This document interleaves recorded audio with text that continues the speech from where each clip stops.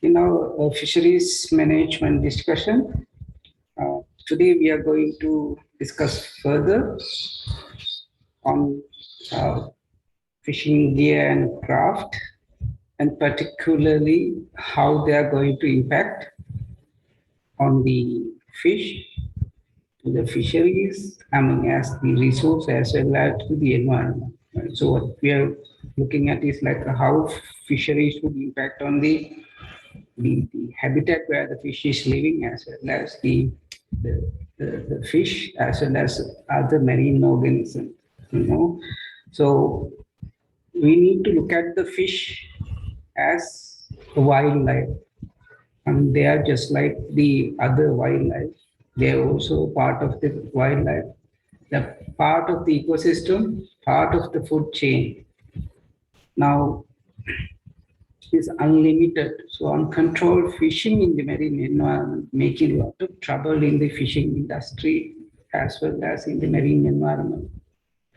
Right. So this is something that we need to think very seriously, especially as biologists. We are taking some fish in excessive amount from this food chain. Right? We are taking out some fish from the food chain. Most cases, they are the top predators. Now we know that how important these top predators for the balance of a ecosystem. So that's where the problem is. Now we talk about a lot on the fisheries, like the fishermen complaining that they don't get enough fish.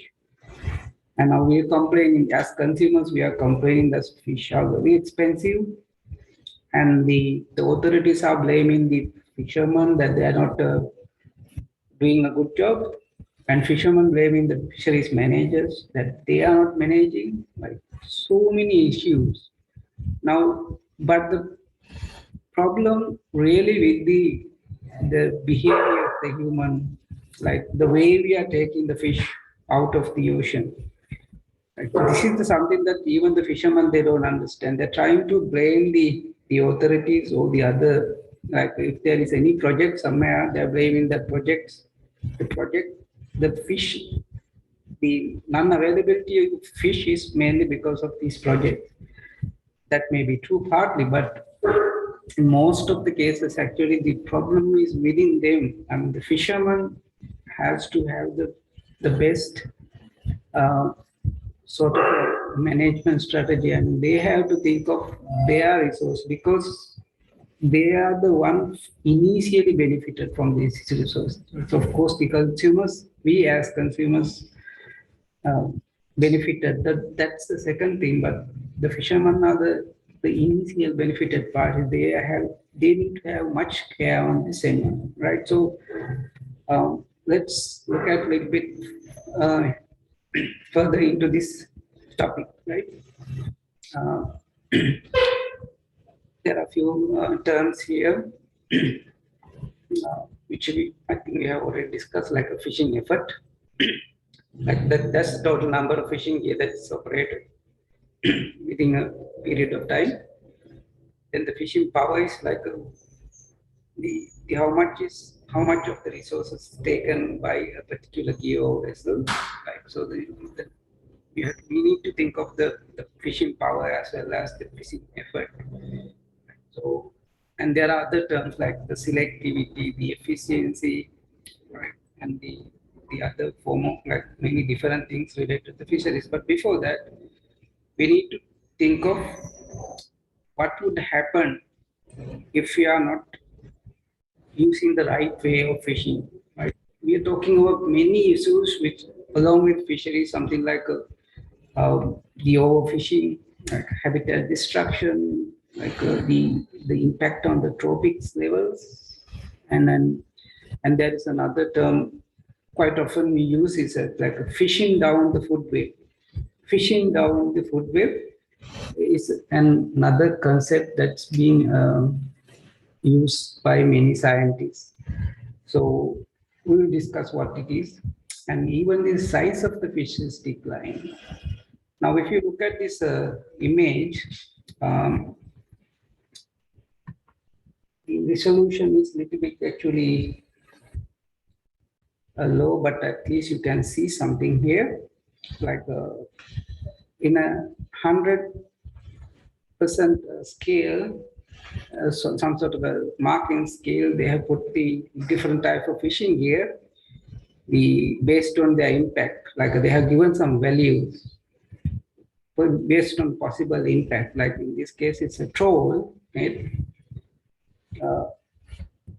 If it is operated in mid-water, like the score given is 4, but you see the same troll, if you operate in the bottom, it be 91%. That number, higher number means the more impact on the environment, right? So gill nets, dredgers, right?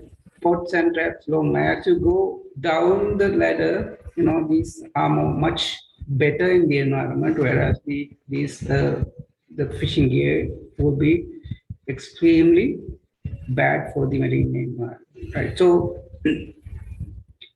these kind of a thing, actually, we are not really promoting, even the fishermen. I mean, our legislation has to take into account this kind of thing, which fishing gear to be more environmental friendly and which are not environmental friendly. And we have to think of these things as well, right? Now, if we look at this, the impact of fishing gear, there are a few terms that we need to know. The first one is called the bycatch. So that is as you can understand, the term is called bycatch. That's unintended or unintentional catching of organisms, or we are catching the organism that we are not targeted. It's very common, these things, like in the fishing nets or in long lines, the turtles or dolphins or other marine mammals might caught, and we call them as a bycatch. Right? This is a serious problem in the fisheries. Right. So the second one was the bimortality. So bimortality, as you would see from the second image, the central image, sometimes due to the fishing gear, the fish or the other organism will get hurt. Right? They might not die directly, but later due to injuries or they are more susceptible for the predators or something, they might die later. So it's called bimortality. The fishing gear itself is not killing them, but indirectly they might get killed or they will be disabled. Right, so we call it bimortality. The third one is called ghost fishing. It is the ghost fishing. Ghost fishing is like when you abandon a fishing gear or you lost a fishing gear in the marine environment, they will keep catching fish without even human being, right? Especially the traps and nets. There are many cases, as you can see in the bottom image. Some of the left fishing gear will keep on catching, like small fish going inside, they might live there, and eventually they won't be able to come out, and they will be there, or they might die. And so this is called ghost fishing, sometimes called the derelict fishing gear, or like abandoned fishing gear. Right? So these three things, bycatch, bimortality, and ghost fishing are the main consideration when you are talking about the fishing gear impacts, right? So there are different types of bycatch. If you go further into this bycatch, we call the economic discards, right? Sometimes because there is no economic value, some people tend to throw them away, right? That's we call the economic discard. It's not very common in Sri Lanka, but like in some other countries, like in Australia, if they caught a skipjack tuna, they will throw them away because in their country, a skipjack tuna has no much economic value. Right? But in Sri Lanka, it's high value. Right? So anyway, that's the economic discard. Even in Sri Lanka, sometimes, when they go to the sea, like initially, if they caught a lot of fish without high market value, then eventually the next time they find a lot of fish, which is high marketable, and they might release the previous one and then keep the other one, right? The economic discard. The second one we call the regulatory discard. That is because of the regulatory purposes, because some fish and some like marine organisms, they are protected by law. If they are caught, then they have to discard. Right? If you caught a turtle in a fish net, then they have to throw them away. So it's a regulatory discard. For some shark species, they are illegal to catch, so then they have to discard. Right? Not always they discard, sometimes they then bring it, but if they caught, there will be a penalty. Right? The other is like the collateral mortality, the same as mortality. Due to the discarded fishing gear, right? It's same as the bycatch. Sorry, the bimortality. Right. So as I mentioned before, there are so many different types of bycatch.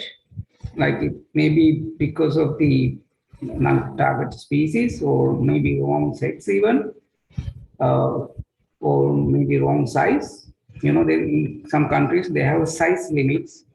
Like if it is a yellowfin tuna, there is a minimum size that you need to stick into. If they are smaller than that size, then they have to put them back.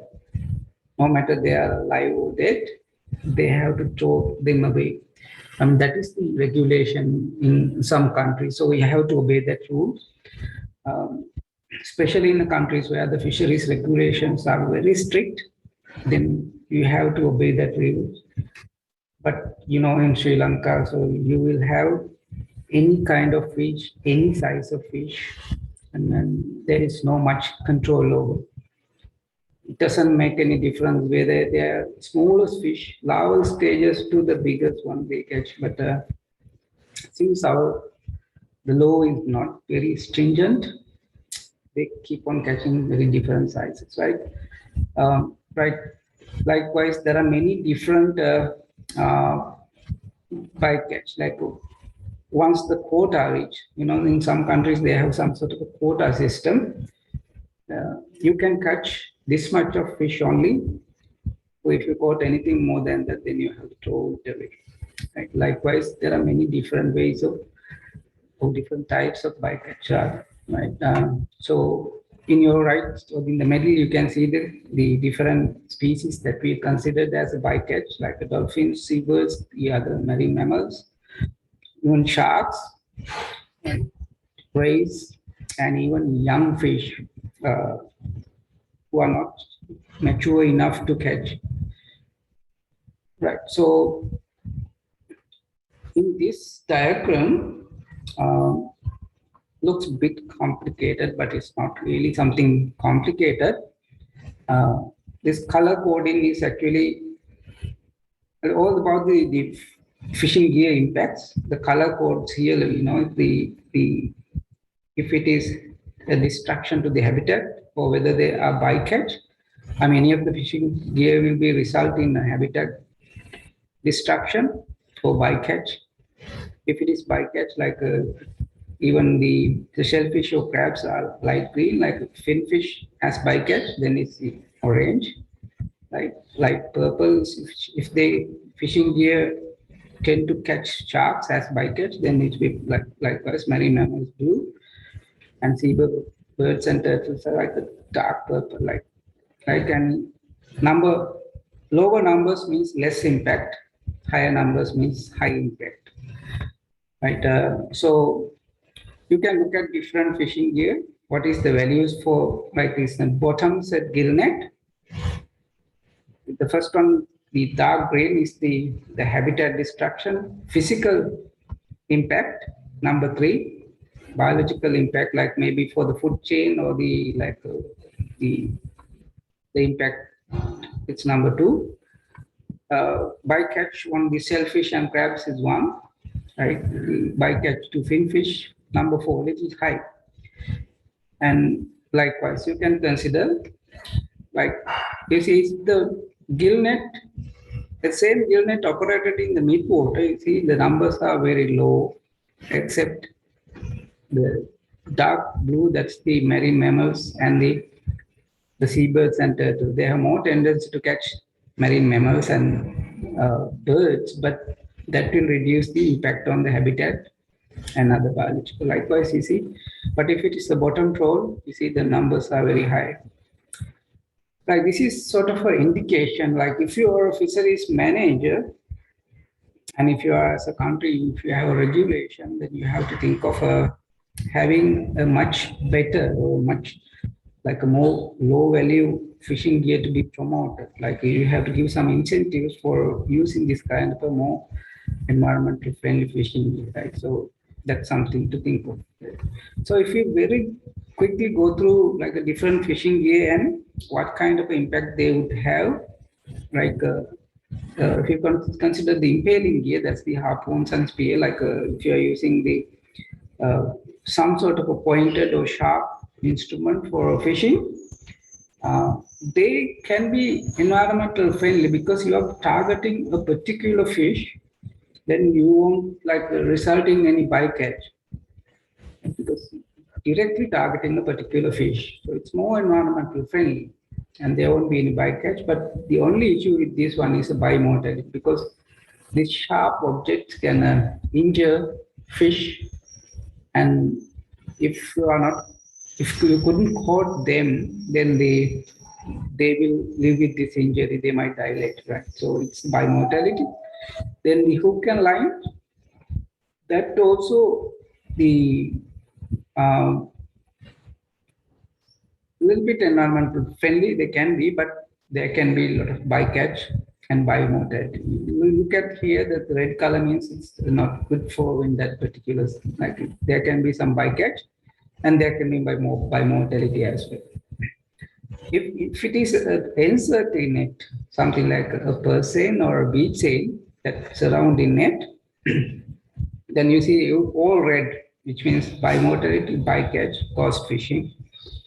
So again, then it's not really a good um, fishing gear, or I mean, it's not something that need to be promoted.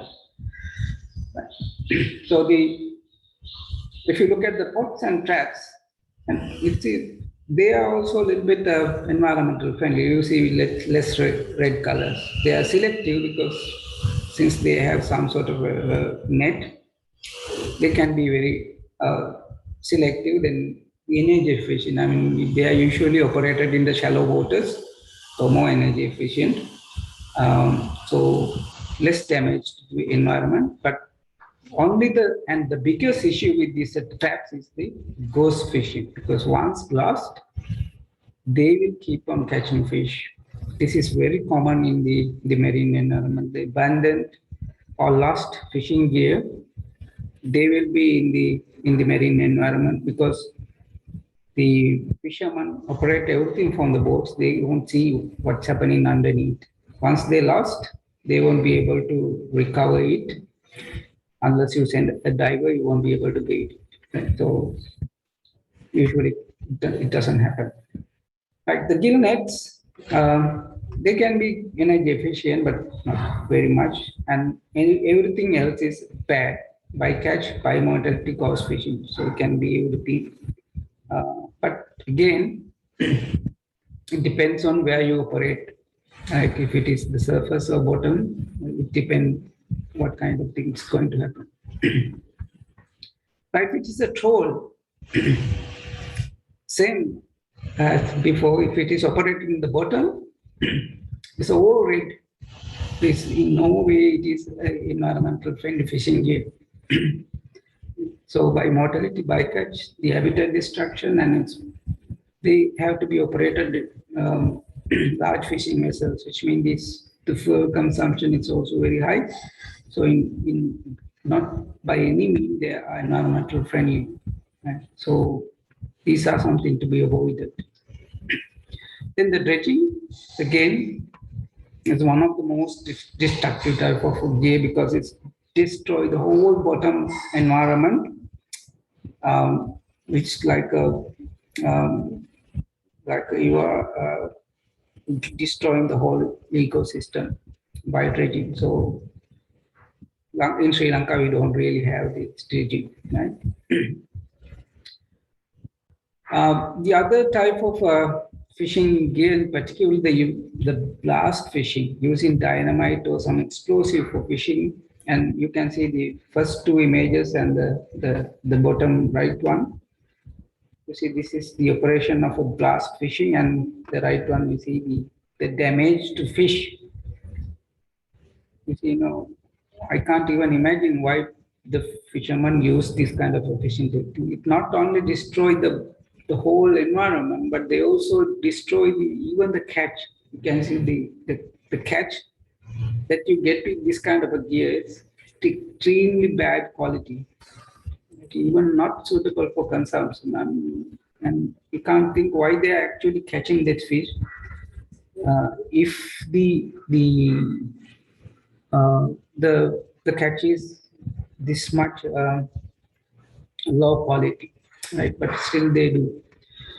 The other thing is the use of poisons for catching fish. It's again, there is no single reason why you can justify why you use this kind of a fishing gear. Especially these kind of a fishing gear operated in the reefs where they want to catch the ornamental fish, or sometimes maybe lobsters, because they are hiding in the small crevices. It's very difficult to catch. And that's why, as you can see in the bottom right image, some lobsters, perhaps they're hiding in here. There's no way of catching them, and then that's why they use some sort of poison. Anyway, so still people use this kind of a fishing gear. Right, so it's clear that this fishing gear can do many different destructions. The other destruction, actually, the habitat destruction that can cause by this fishing gear, as you can see from this two images, actually four images. The left image is actually the before operating of a bottom trawl, and the right one is the after, just after operating a bottom trawl. You see how the habitat grows before, and this is just after. And even the bottom one, you see, is a sort of a reef environment with very good diverse marine habitat. And after operating the bottom trawl, you see how it looked like. It's just devastating the bottom habitat. Right? You see, it's just for few kilograms of fish, you destroy the whole bottom environment. But that is the nature of the fisheries, right? Now look at this one. This is how you would look like after operating a bottom trawl, right? Actually, these are satellite images. You can see some mud trails, right? Usually you won't see this kind of thing because it's being tracked by satellite images only. If you go to the sea, you won't notice this even. Right? Like in the front of every trail, you see a small boat. You see, where you see a boat, and even here, you see after operating this bottom trawl, and they are like bulldozers, like cutting a path or a road. Right? It's destroying the whole marine environment. You see, a single day, a single operation will result in something like this. So imagine these boats operate every day, 7 days a week, perhaps 365 days a year. So you can imagine how the ocean bottoms would be. Right? So we can't imagine why even the fishermen, why they complain that there is no enough fish. I mean, it is very obvious if you do this like this. Right? And all these are the abandoned or lost fishing gear, the harm that they can cause, or derelict fishing gear, or the ghost fishing. You see how this the gear can catch the turtles or other marine mammals. This is actually after a cleanup program in one of the coral reefs, like by volunteer divers. Even in Sri Lanka, time to time, like some dive clubs, they organize these kind of events. Like volunteers, especially the foreigners, they join these kind of events. Just uh, collect some fishy gear from the coral reefs. Right? So you can imagine how much this kind of nets available in a reef. Right. Now, if we think of the future, how the fishing gear should be, right? Like if you're a fishery manager, like if you want to develop fisheries in Sri Lanka or whichever the country, like there is no need of a like an improvement in the fishing gear because the gear is more than enough now. They are efficient enough, they are large enough, and there's no actually room for improvement in this fishing gear. But if you want to improve these fishing gear, the way to improve is like they are to be more environmental friendly. Right? If the same fishing gear will less destructive to the marine environment as well as of the fish or fisheries, then that is the only way that you can think of improving the fishing gear. Of course, there are many um, the practices that you can try, like there can be some solutions that you can think of if you are thinking of, like if you are to be a fisheries manager, there's something to think of, right? Some example are like we call the TED devices, like turtle extruder devices, especially in the bottom trawls. You can do trolling, but they have to install something called the TED. It's like a window, right? Where when a turtle is caught, like here, they can push. They are big and they are strong. They can push that window and they can come out of that net. Right?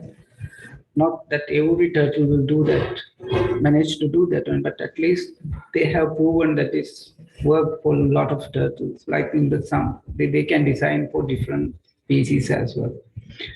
Like so, some form of a mechanism that turtles can escape. Right? Even the hooks can be circle, like if they operate in the bottom, um, or even can be they increase in the mesh size, which allow the small fish to escape from that net, which they will have time to reproduce at least before caught into another net or another fishing gear, right? And likewise, there are many different ways that you can operate a fishing gear. They are to be more environmental friendly. We have a small video. We watch that one and we'll get back.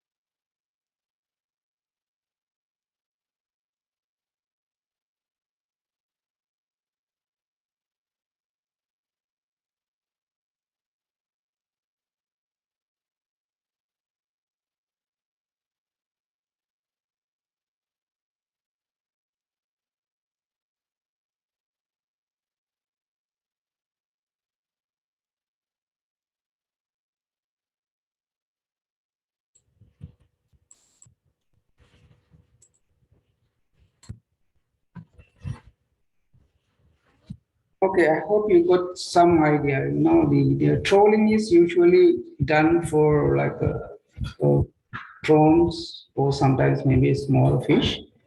So they can be designed very well for to avoid a turtle because they are larger than and having this kind of a window they can be designed nice. Right? So as the animation has shown. Likewise, there are many some improvements, some adjustments that you can do in your fishing gear to be more environmental friendly. Like some long line will have some sort of a setup just to chase the birds away, because sometimes some uh, the seabirds, they can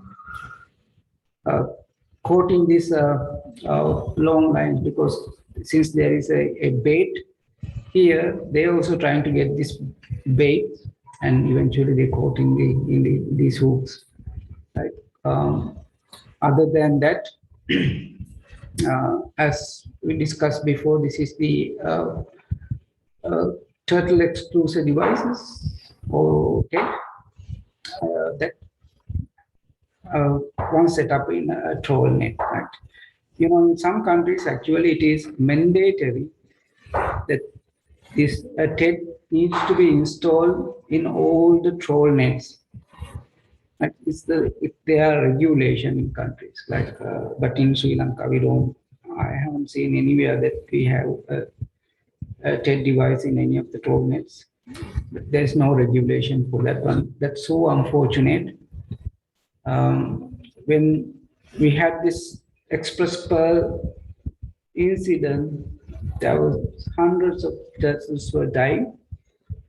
Right? There were a lot of voices from the people that this ship is killing turtles, or at least kill the turtles. I mean, this is not really a new story. It's every day, everywhere the turtles are dying because of fishing gear. Right? That is the untold story, or the story that we don't talk much about. Right? Even I'm not too sure actually, even the turtles that died during that time might have, even some of them at least might have come from the fishing nets. The fishing gear is uh, the worst, or the enemy for the turtles, actually one of the best enemies. Right, so this is something to think of, but our regulations, we don't have a regulation to control this kind of, because we are a country with 5 out of 7 species of turtles that can be inhabited, but we are strong. Our regulations not strong enough to handle this kind of a situation, unfortunately. Right? It's some of the troll nets, they might have some sort of a separation system. You see, just to reduce the bycatch. If it is a prawn troll, you don't have to catch the fish, so that fish can be go away, or they can escape from the net, and they will keep only the prawns. Like this kind of some sort of a grid has been designed, or sometimes even the size sorting grid. The smaller fish, just like in a net, they can escape from one of the windows. Only the mature ones will only be caught in this, right? So likewise there are many designs, even like a square nets, like the part of the net is square shape, just for the smaller fish to escape. Right, so that is another design. Um, and even other like a modification in the fishing gear, that the marine mammals can escape, especially dolphins and the other marine mammals. They have the chance to escape. So that all these are mechanical devices designed for escaping. Like in this case, in a salmon trap, like avoid the marine mammals in a salmon trap. Of course, we don't have salmons in, so we don't have this kind of things. So the birds carry some sort of an instrument. It's not really just some flashy thing to avoid the birds out. You might have seen this kind of thing in the like high tension cables. they have some these kind of gadgets to avoid the birds, right?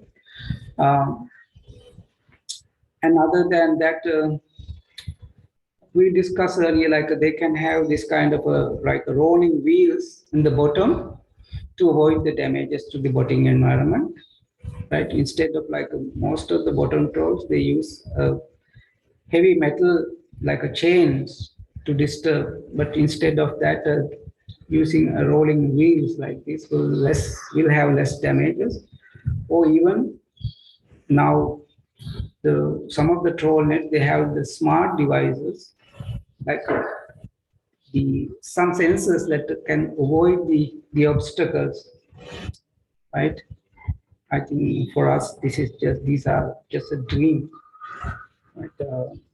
But that's how the some of the countries with well managed fisheries who give concern about the marine environment while at the same time they are getting the resource.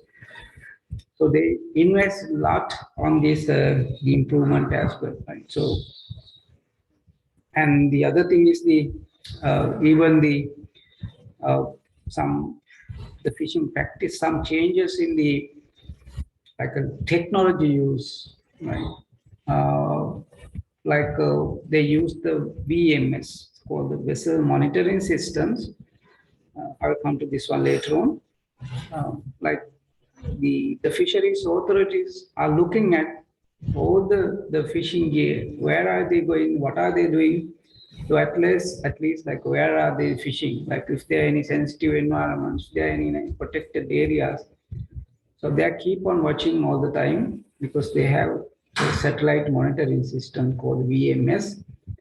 Uh, Through that, they are monitoring everything. Right. So in that way, they can avoid many illegal things. Right. So these kind of things also can be operated.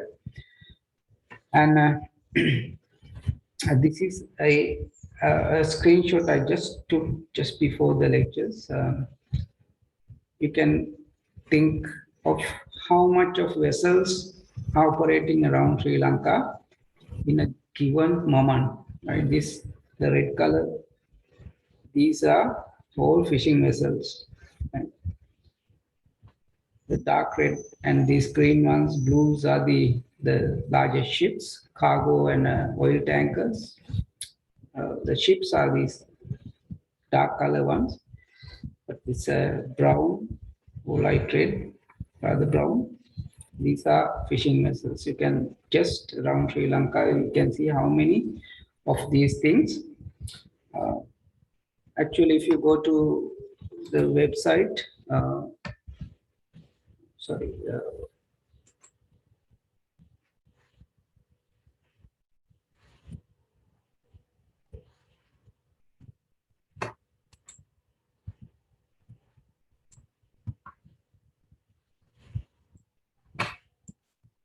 okay, I'll show you it later once loaded. Like if you go to the website called the Marine Traffic, it's not loading anyway. So there are a lot of websites where you can track, even you can find the name of the fishing gear.